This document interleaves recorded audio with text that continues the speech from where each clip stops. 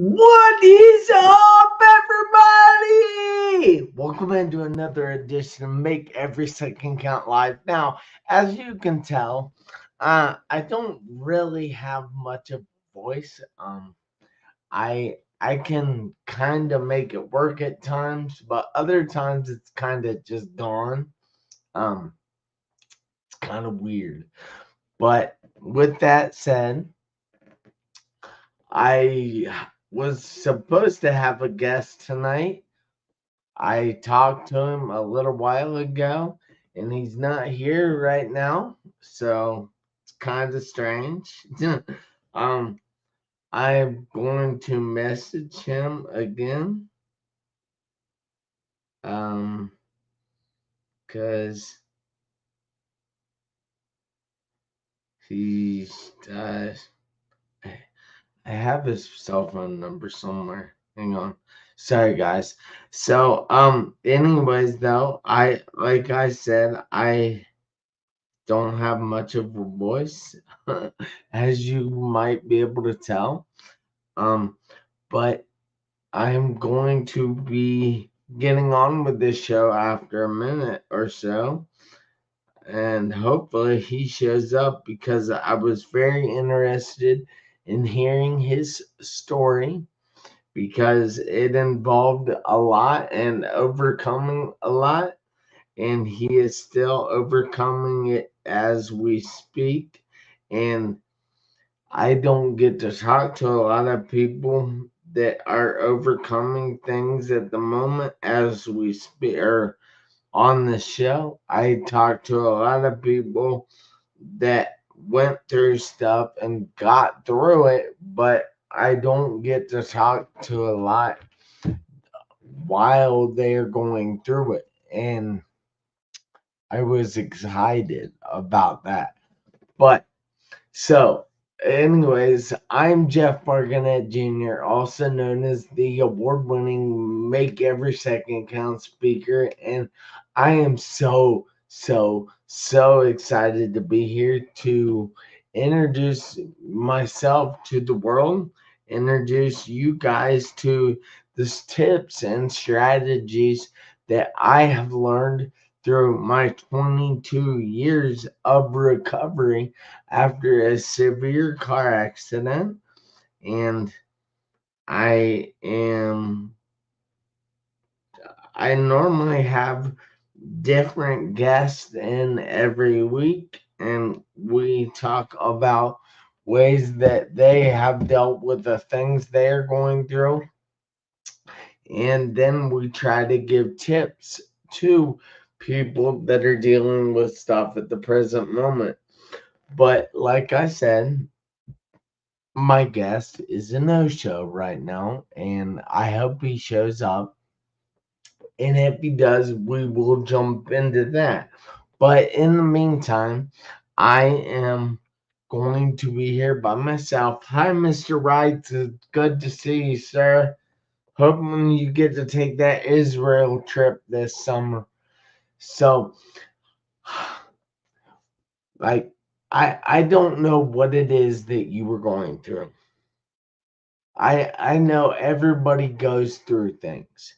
Now, they might be the same as what I went through in a severe car accident.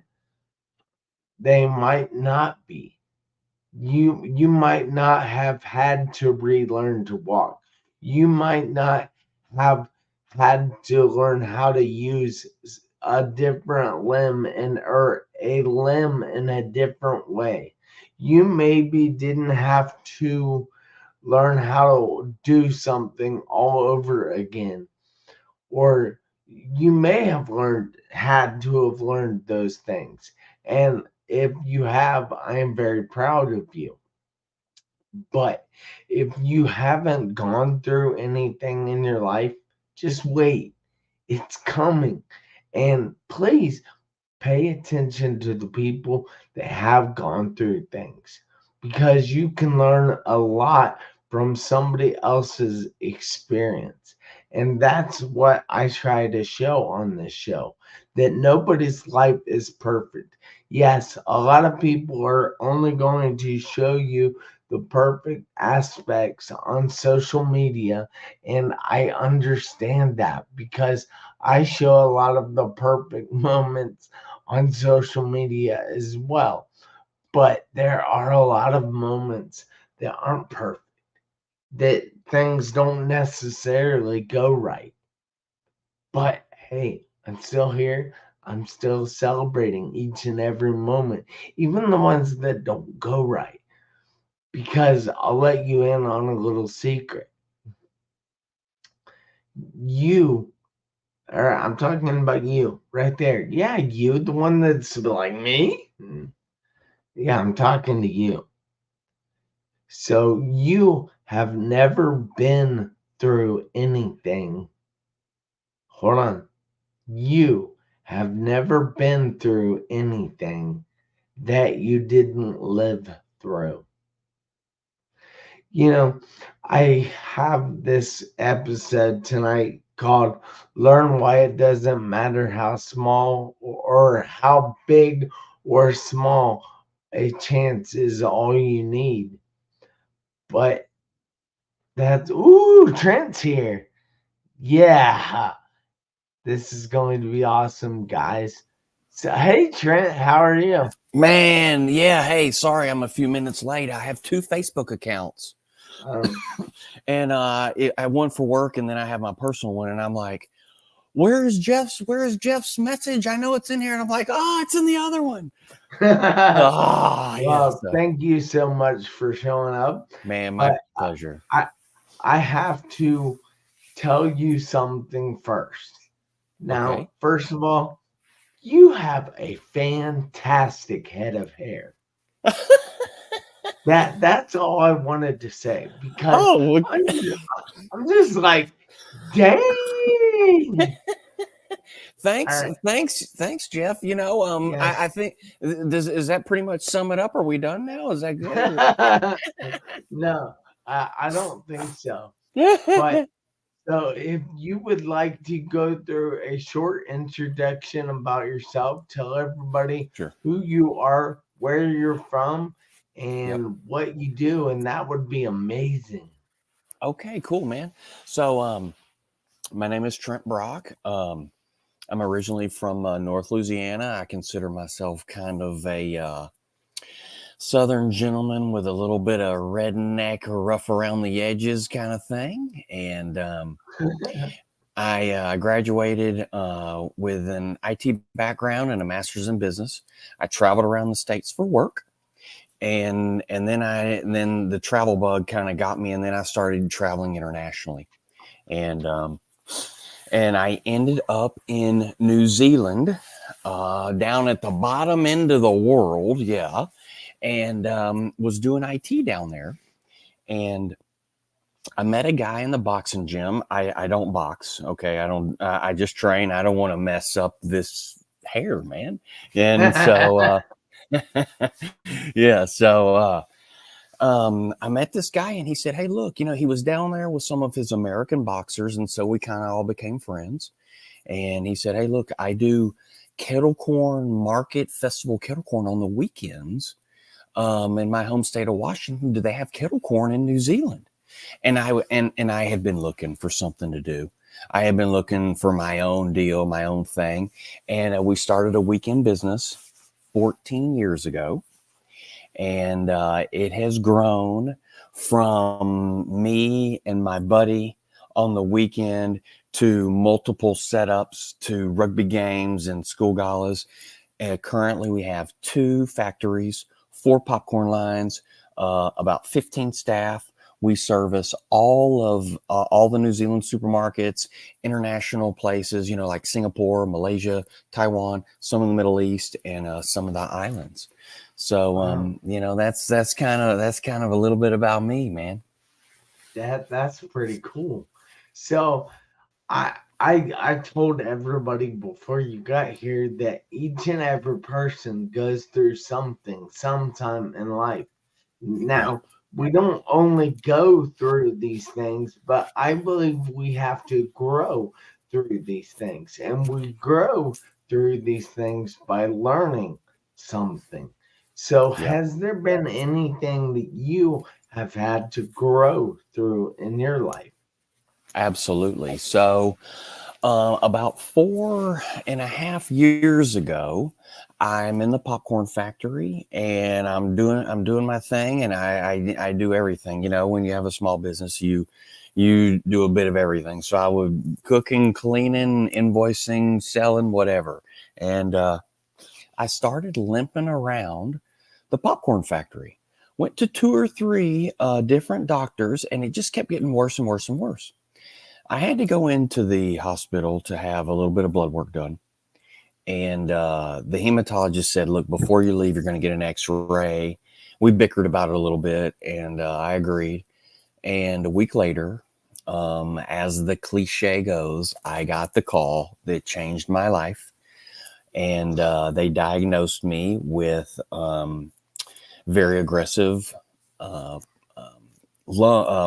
hip pelvic cancer. And I Ugh, had about, I had about a 1/4 inch of bone holding my leg on. And every step that I took, I was in danger of breaking my leg. Straight to the hospital, straight to the emergency room. And this started my cancer journey. man, I'm so sorry to hear that. Les Brown says that those. Sorry, I'm trying to invite people in to watch with us right now Oh, because okay. Yeah. this No is an worries. amazing story. But you know that Les Brown says that the three words that nobody wants to hear is "you have cancer," and Oh, yeah. I just I posted that um on YouTube, cancer, just that single word, and it's a very powerful word. It carries so much connotation that Yeah. you I can't believe it. So did how did you take that when you got that diagnosis? I'll tell you what, I didn't take it very well. It kind of put me into a meltdown.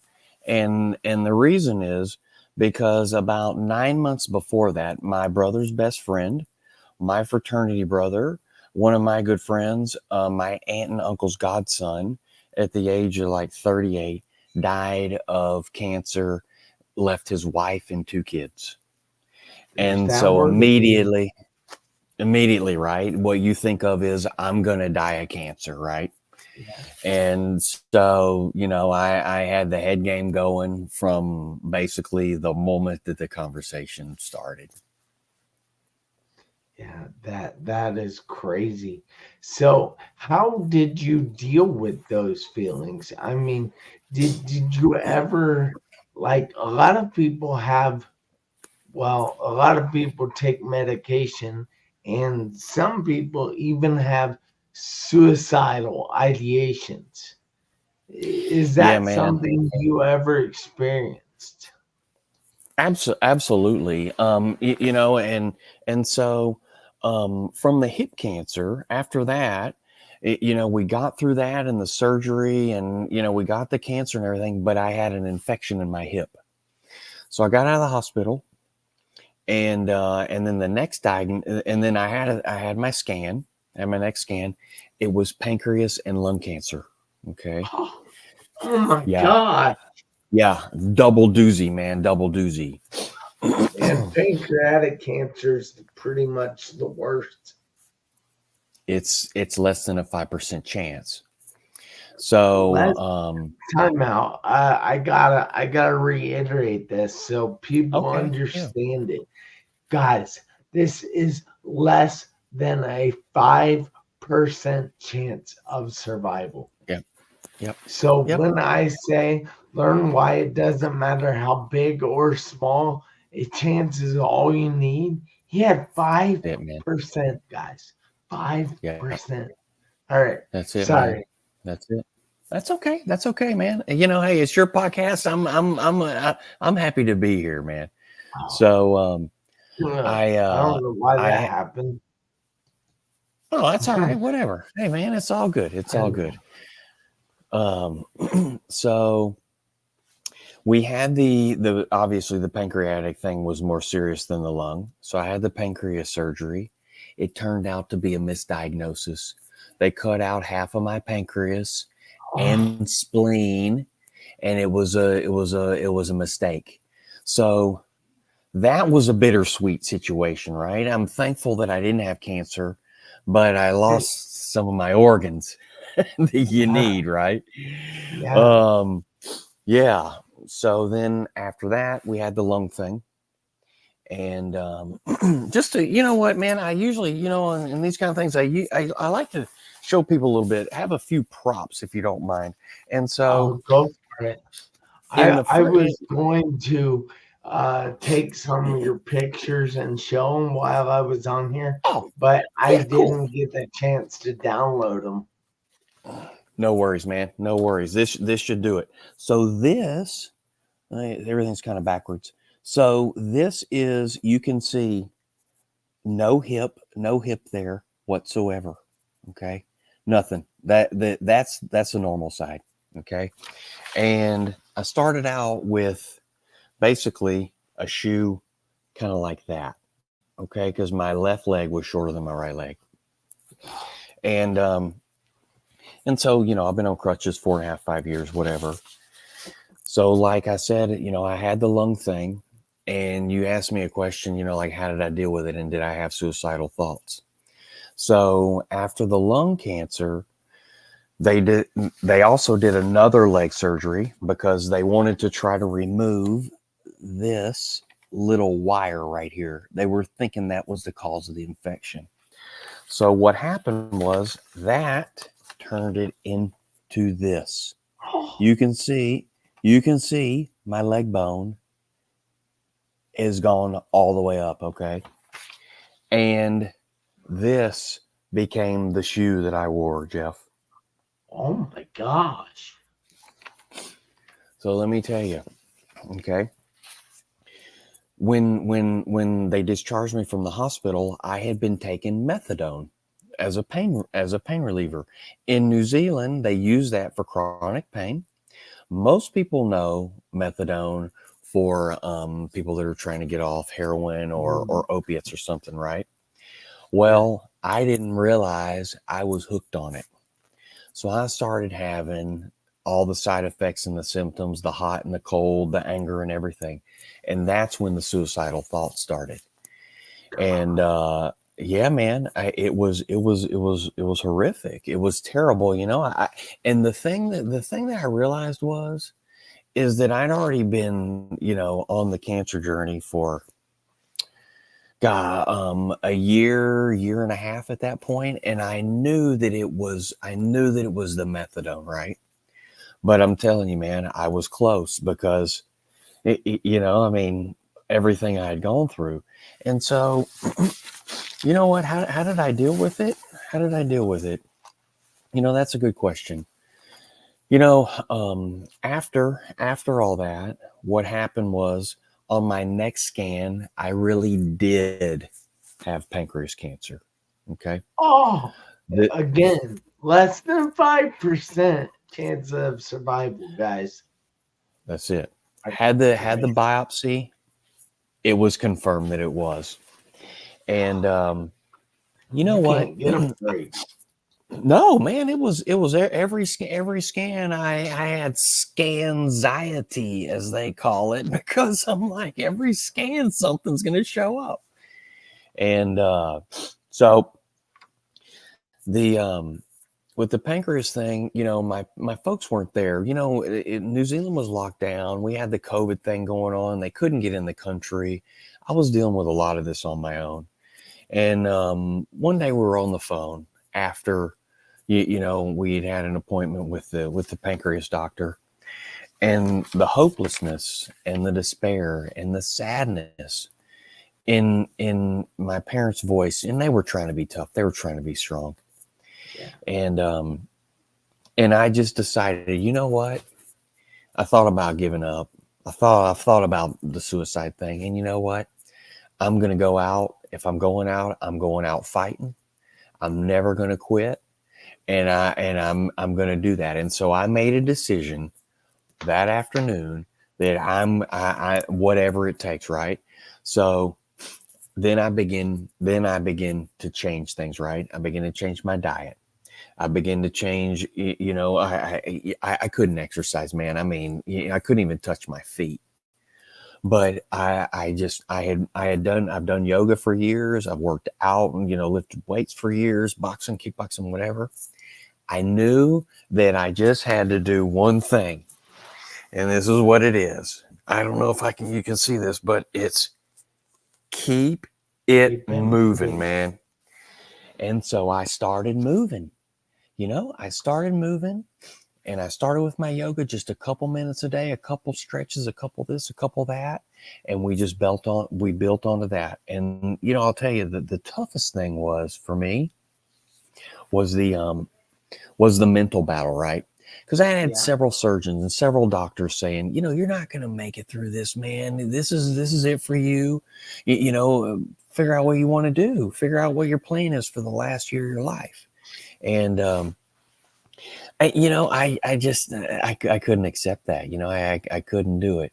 And so for me, the mental thing, the mental challenge was the biggest, and how I tried to overcome that and deal with that was I started listening to positive things. For example, like, nothing but good Christian music.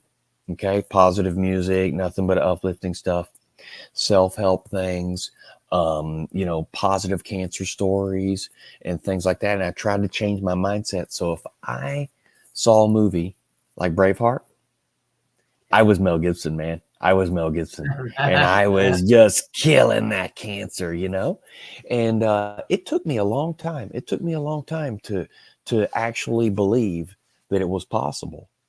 And obviously it is, because I'm over 2 years cancer free now. Woo! And 2 years cancer free, guys. yeah, man. Yeah. We have to celebrate that.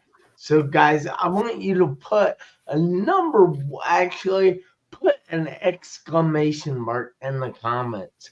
Let this guy know that you are excited that he is 2 years Yeah, cancer man. free.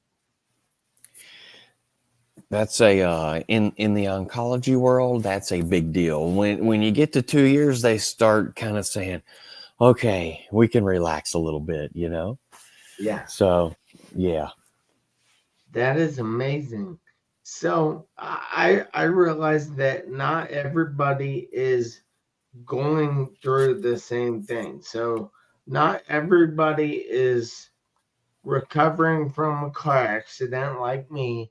Not everybody is recovering from cancer. Well, you're recovered from cancer right now, so that's Yeah, pretty yes, yes. awesome. So Yeah. there are other people that are going through different things. Sure. Is there some kind of overall thing that you can suggest to people to help them through their thing that they're going through? Absolutely. You know what?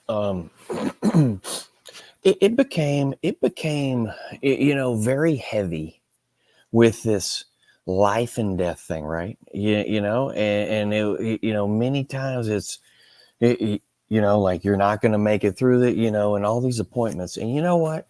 I started approaching my life like the game of life. Okay. And for me, one of my favorite games is football, man. I'm a football guy, man, all the way. And so I was like, you know what? I'm the quarterback of this team. It's my team. And the people on my team are the people that I choose to be on my team, right? My family, my good friends. And you know what? When you watch a football game, you're not winning all the time, right? Some plays, you just really stink them up and you lose some yardage. So what Yeah, do? You call a timeout, right? You call a timeout.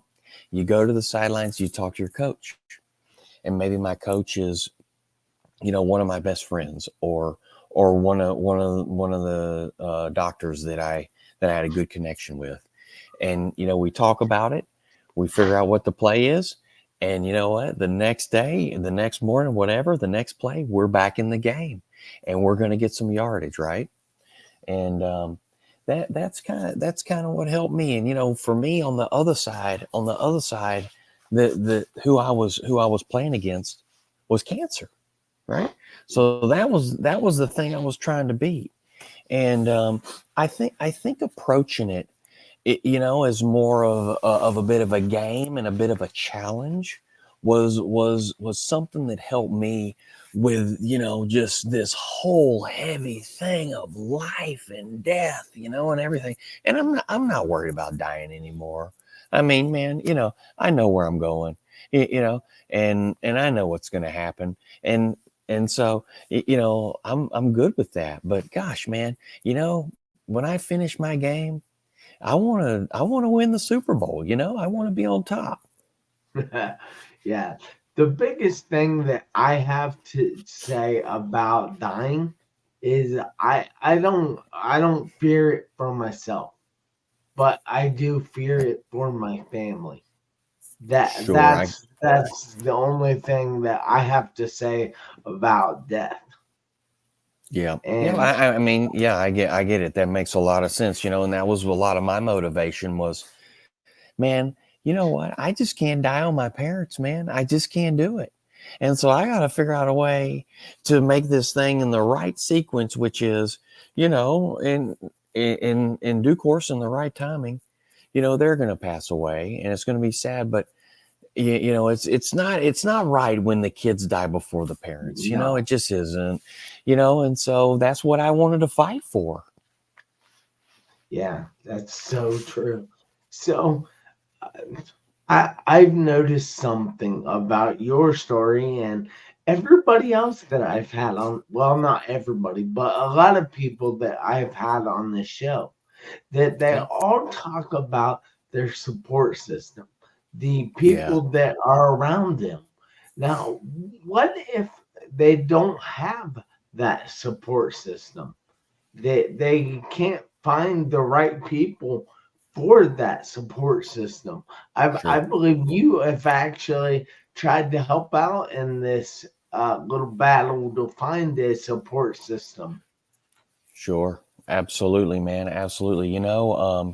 For me specifically, my folks have been my support system. They have been with me, the whole way through, man. I mean, I'm so thankful. I'm so thankful for my parents, and it's been a team. It's been a team thing since this started, and but I'll tell you, if you don't have that, and one of the things that I also use in my support system is the local cancer society. It's called Hope Cancer Resources here in Northwest Arkansas, and it's good. They have things for you that are helpful, right? They have counseling. You can do yoga.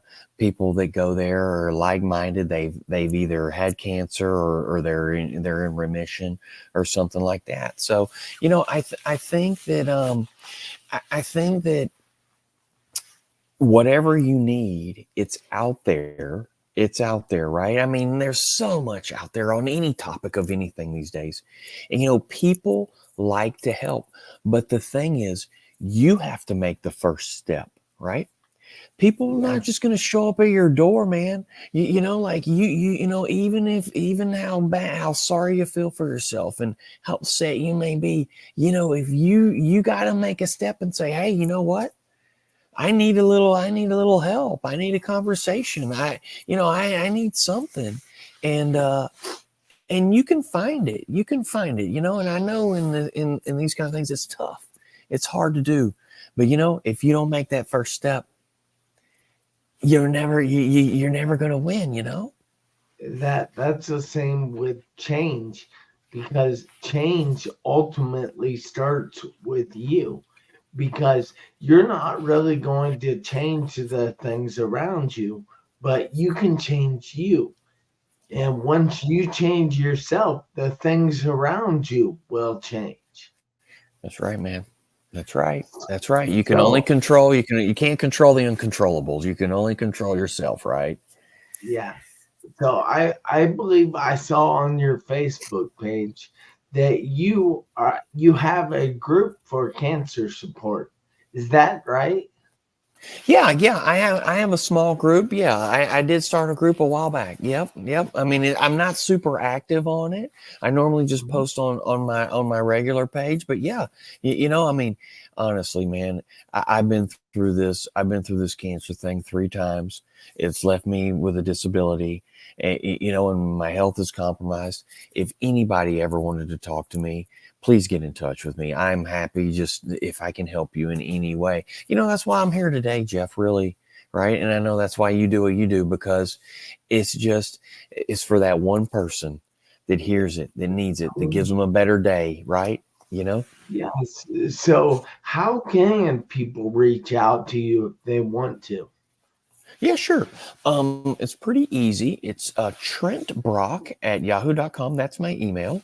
And then, my Facebook is Trent Brock.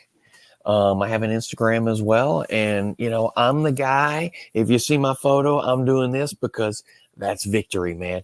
We're winning. We're winning, right, Jeff? Yeah, We're still that's here, so man. true. That's Well, it. this is victory, but this is winning, right? Or is You this got it, West man. Side? I think it I don't. depends on what side of town you're on. Yeah, yeah, it certainly does.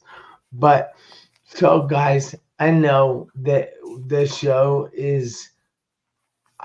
I talked about in the beginning that everybody goes through something. Now, if you haven't yet, you're lucky. Congratulations. But just wait. Oh, And yeah. it is so true that we can take from lessons that other people have learned and use them in our own lives. And then it's almost like we grew through that situation, but really somebody else grew through that situation. So it Yep. saves you the pain of going through that situation. And that's Exactly. what I want to do on this show. Save you Yeah. guys the suffering, save you guys the heartache, save you guys the time, the money, because we only get one life. That's it, That's it, man. guys. That's it, One Jeff. go Yeah. around on this planet. Well, the planet actually goes around a lot, but Figuratively, not literally, you mean. yeah, yeah, Yeah. Yeah. that's so true. But Yeah. so I need you guys to do me a favor, including you, Trent. I Sure. need you Okay. guys to make every second count. You might Yeah. ask why, because you never know when those seconds are going to run out on your Mhm. one life. That's it. Guys, I'm here every Tuesday, 7 p.m. Eastern Time. And we're the show that likes to help you grow through things that other people have gone through. Love So it. I'll see you guys next week. You have a great one. Thank you so much, Trent. Oh man, my pleasure. Thanks for having me, Jeff.